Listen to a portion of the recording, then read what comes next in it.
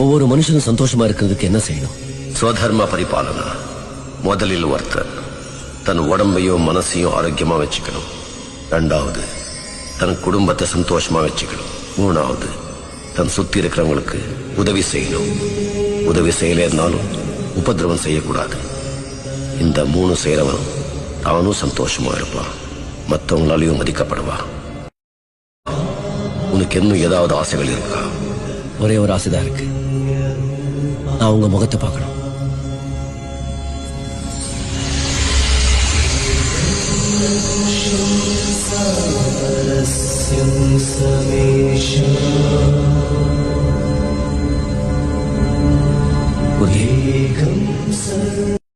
இந்த உலகத்துல எனக்கு இருக்க பிடிக்கல.